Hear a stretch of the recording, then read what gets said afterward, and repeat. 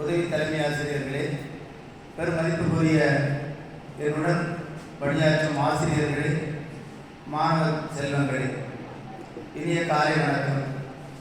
இந்த நாள் இனிய நாள் என்று ஒவ்வொரு நாளும் நினைத்து கொண்டு வருவோம். உண்மையிலேயே இனிய நாள் தானா?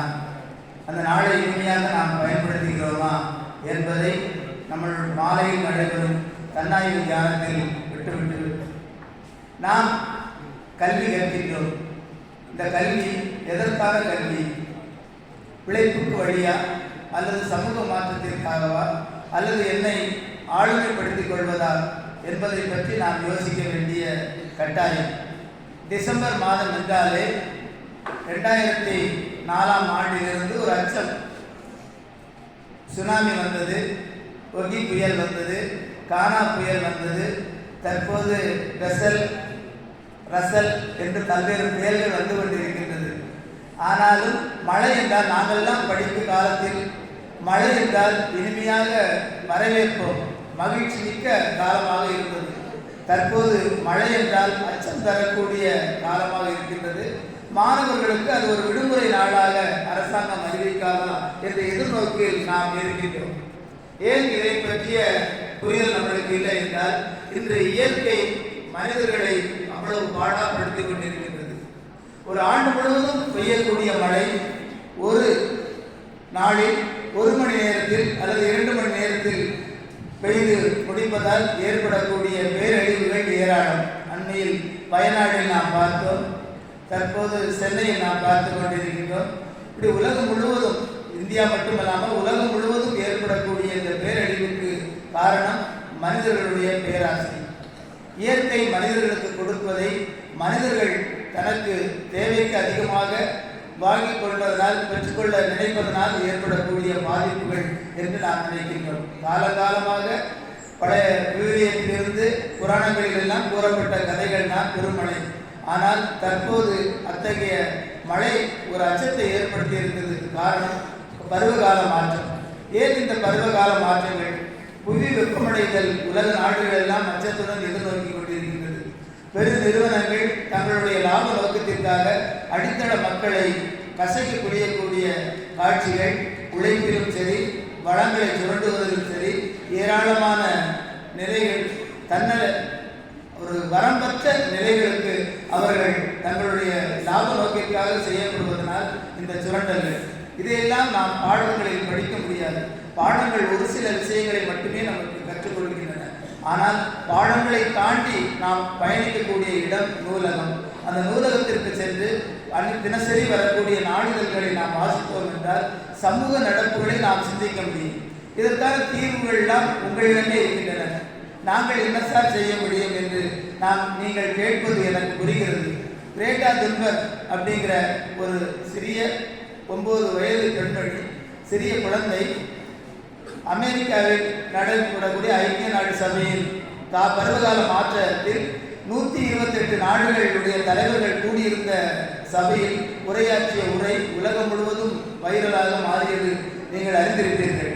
அவள் சொல்லக்கூடிய முதல் வார்த்தை இதுதான்: உலகம் உங்களை மன்னிக்காது, உலகம் உங்களை மன்னிக்காது என்று. ஏனென்றால் சிறுவர்களாகிய நாங்கள் வாழ்வதற்கு எதிர்கால நம்பிக்கையாக இருக்கக்கூடிய இந்த பூமியை நீங்கள் மாசுபடுத்தி வருகின்றீர்கள், உங்கள் சுயநலத்திற்காக அழித்து வருகின்றீர்கள்.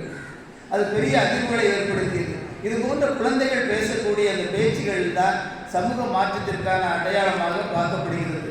உங்களுக்கும் அதே போன்ற கல்வியை தான் இந்த இயேசு சபை கல்வி நிறுவனங்களும் கார்மல் கலைமனையும் உங்களுக்கு வழங்கி வருகின்றது. உங்களிடம் கல்வி கற்பிக்கும் ஆசிரியர்கள் உங்களை செழுமைப்படுத்துவதற்காகத்தான் பல்வேறு விதமான ஆக்டிவிட்டீஸ்கள் கொடுக்கிறார்கள். ஒரு நெல் வயலில் எடுத்துக்கொண்டீர்கள் என்றால் சில சமயங்கள் களைகள் இருக்கும். களையை 2 மாதத்துக்கு அல்லது 1 மாதத்துக்கு ஒரு முறை களைகளை பறிப்பார்கள். ஒரு 300 நாட்கள் விளையக்கூடிய அந்த பயிர்களில் ஒரு 3 மாதம் 2 மாதங்களுக்கு களைகளை எடுக்கும்போது அந்த கதிர்கள் நல்லா முற்றி திரட்சியாக இருக்கும். ஒரே ஒரு நெல்மணியை தான் நாம் நட்டு வைக்கின்றோம். ஆனால் ஒரு நெல்மணியிலிருந்து 250 நெல்மணிகள் உருவாகின்றன. எப்படி இது சாத்தியமாகிறது? அது இயற்கை. அந்த களைகளை எல்லாம் பறிக்கும் போது, நீர் பாய்ச்சும் போது, உரம் ஏற்றும் போது அது தன்னுடைய பலன்களை கொடுக்கின்றது. அதுதான் அதே போன்றுதான் மாணவர்களே, உங்களை ஆசிரியர்கள் ஒரு சில கலைகள் உங்களிடம் வேண்டாத பழக்கங்கள். ஏனென்றால் ஆசிரியர்கள் ஒரு அனுபவம் மிக்கவர்கள். அவர்கள் இந்த உலகத்தில் உங்களுக்காக இரண்டாம் பெற்றோராக அல்லது தெய்வத்திற்கு சமமான பணிகளை செய்பவர்களாக இருக்கிறார்கள். அவர்கள் உங்களை நெறிப்படுத்தும் போது, அதை கலைகளை கொடுக்கும் போது நாம் அதை மகிழ்வோடு ஏற்றுக்கொள்ள வேண்டும். உங்களுக்கு ஒரு கதை சொல்லியிருப்பார்கள். சிற்பி ஒரு சிலையை செதுக்குவதற்கு கல்லை தேடுகிறார். ஒரு கல் என்னைக்கு வலி தாங்க முடியவில்லை என்று கூறுகிறது. அந்த கல்லை விட்டு விடுகிறார். ஒரு கல் உடைந்து விடுகிறது. ஆனால் ஒரு கல் மட்டும் தனக்கு தேவையான வலிகளை பொறுத்து கொண்டு இருக்கின்றது. அந்த வலி தாங்க முடியாத கல்லை படிக்கல்லாக போடுகிறார்.